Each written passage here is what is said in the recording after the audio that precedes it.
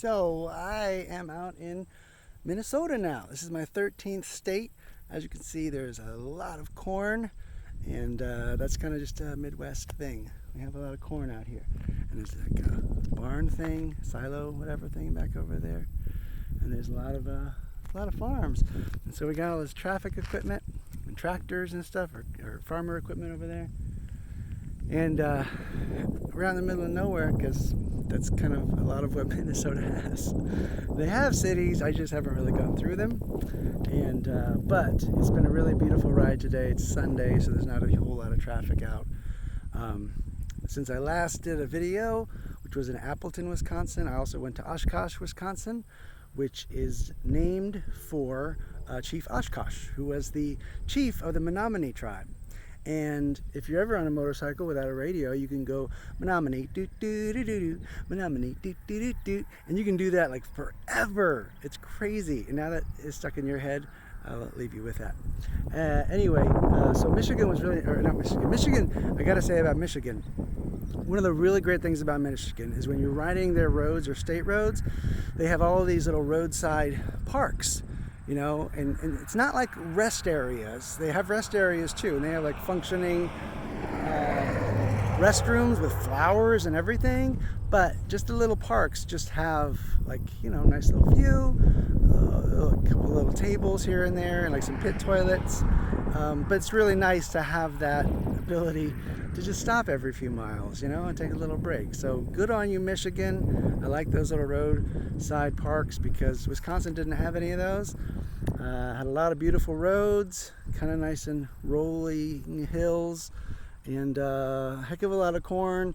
And you know, I hate to say it, Wisconsin, but a lot of your state kind of smells like shit because y'all got a lot of cows and they make a lot of shit. So kind of stinks like that.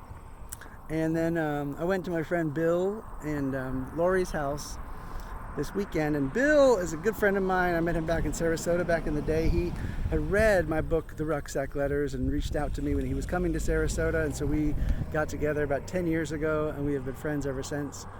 So it was really cool to visit him in Wisconsin. And I don't know if you saw the other video that I put up there about him doing rock and roll hoochie coo, but you should totally watch it just to see the setup he has in his barn where his friends come over and jam, and I was able to play with some really talented musicians and hear some really great songs and hang out with them on Friday night. And they just bought a little kind of trailer thing in this little village area up in Minnesota, so we went there Saturday night and kind of hung out there. It's a beautiful, beautiful area. There's all these birch trees and poplars. It was really, really nice. And then today, went back to Wisconsin and packed up my stuff. And, oh, get this. So I knew I really needed to get an oil change for my motorcycle because they should have like every 3,000 miles, they say. And I'd just put 10,000 on it. So I actually stopped at a place on the way in Michigan to see if they could do it. Of course, they couldn't. And when I got to Bill's place, I asked him if he knew anybody who did it. And of course, the guy who lived literally right next door walked right over to him and said, "Hey, can you do this while I'm in town?" And he said, "Yeah." So I went and I got oil, and he changed it for me.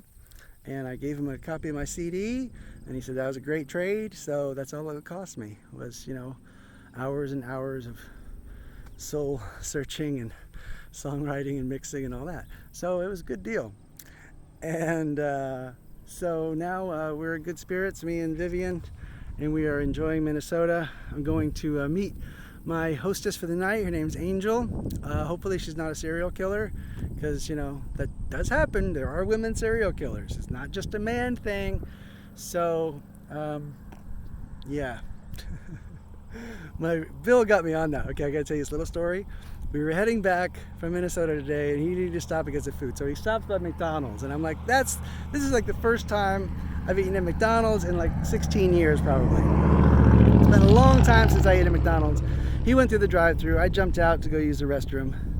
And as I'm coming out, there's a little mouse, and it's a cute little mouse. And he's, you know, just out doing his little thing. He's over by the beverage stand, you know.